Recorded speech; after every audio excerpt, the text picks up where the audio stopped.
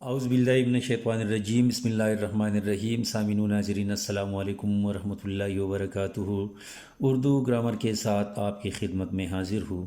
آپ سے گزارش ہے اس چینل کو سبسکرائب کریں، یہ ویڈیو لائک کریں اور ساتھ ساتھ یہ ویڈیو آخر تک دیکھیں تاکہ آج کی عنوان کے حوالے سے تمام باتیں آپ کی سمجھ میں اچھی طرح آ جائے۔ آج اردو گرامر میں ہم نے جس عنوان کا انتخاب کیا ہے وہ ہے مجاز کے اجزاء۔ عموماً ہم دیکھتے ہیں کہ لوگ مجاز کی تعریف کرتے ہیں، ایک حقیقی معنی ہوتے ہیں اور ایک مجازی معنی۔ مجاز سے مراد کیا ہے؟ یعنی غیر حقیقی معنی کسی چیز کے لینا۔ اب جب ہم یہ غیر حقیقی معنی لیتے ہیں یا مجازی معنی لیتے ہیں تو اس کے کچھ اجزاء ہوتے ہیں، یہاں آپ ان کی تعریفیں اور مثالیں ملاحظہ کر سکتے ہیں۔ یعنی عموماً یہ خیال کیا جاتا ہے کہ مجاز کے 5 اجزاء ہوتے ہیں۔ ان میں سے سب سے پہلے ہے لفظ مجاز، یعنی جو لفظ بطور مجاز استعمال ہوتا ہے، مجازی معنی میں استعمال ہونے والا لفظ۔ مثلا ظلمات، ظلمات کے معنی کیا ہے؟ اندھیرے، یہ لفظ ہم استعمال کرتے ہیں مجازی معنی میں۔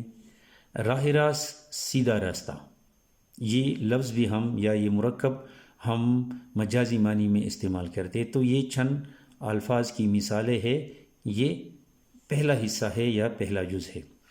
دوسرا جز اس کا ہے مجازی معنی۔ ایک ہے لفظ، یعنی جو لفظ ہم نے استعمال کیا ہے جیسے ظلمات یا راہ راست، اب اس کی معنی کیا ہوتی ہے؟ اصل معنی کی بجائے مجازی معنی اختیار کرنے والے معنی۔ یعنی لفظ آپ دیکھیں ظلمات ہے، اس کی اصل معنی کیا ہے؟ اندھیرے، لیکن مجازی معنی اس کی کیا ہے؟ گمراہی یا لا علمی۔ اسی طرح اوپر ہم نے کیا ذکر کیا تھا؟ راہ راست کا ایک مرکب ہم نے استعمال کیا تھا کہ یہ مرکب ہم بطور حقیقت استعمال کرتے ہیں تو اس کی حقیقی معنی ہے سیدھا راستہ، لیکن جب مجازی معنی میں ہم استعمال کرتے ہیں تو اس کا مطلب ہے کہ دین کا راستہ یا کامیابی کا راستہ۔ تو یہ اس کا دوسرا جز تھا۔ اب تیسرے جز کی طرف آتے ہیں سبب یا وجہ، یعنی کس وجہ سے ہم استعمال کرتے ہیں، یعنی کسی لفظ کو مجازی معنی میں استعمال کرنے کی اصل وجہ کیا ہے، یعنی مجاز میں کسی لفظ کو ہم کیوں استعمال کرتے ہیں، وجہ کیا ہے۔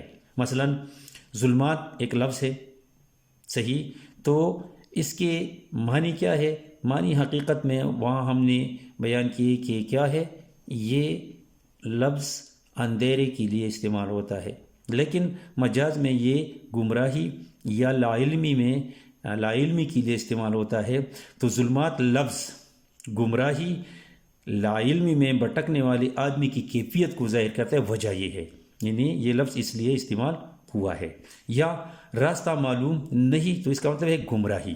تو اب دیکھیں ایک لفظ ہم نے لیا ہے ظلمات، یہ لفظ مجاز میں استعمال ہوتا ہے تو یہ لفظ ہو گیا مجاز میں۔ جب یہ اپنی اصل معنی کی بجائے مجازی معنی میں آتا ہے جیسے گمراہی اور لا علمی کے لیے، تو یہ اس کے معنی ہو گئے۔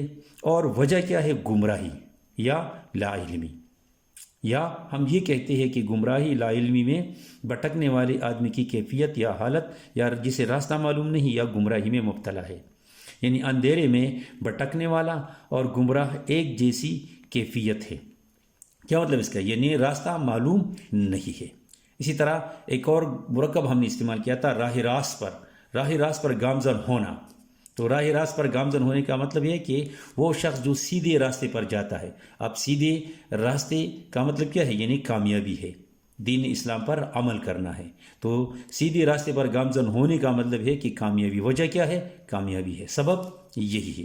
اس طرح اس کا جو چوتھا جز ہے وہ ہے علاقہ یا تعلق، یعنی لفظ مجاز کا کسی چیز کے ساتھ کیا تعلق ہے، یعنی لفظ مجاز اور مجازی معنی میں کوئی تعلق یا علاقہ ہو۔ یعنی یہ لفظ ہم کیوں استعمال کرتے ہیں؟ یہ تو سبب ہے، یہ لفظ ہے تو لفظ بطور مجاز استعمال ہوتا ہے، اس کے مجازی معنی کیا ہے؟ تو یہ مجازی معنی میں ہے۔ اب یہ ہم دیکھتے ہیں کہ لفظ مجاز اور مجازی معنی کا آپس میں تعلق کیا ہے، کیا علاقہ ہے۔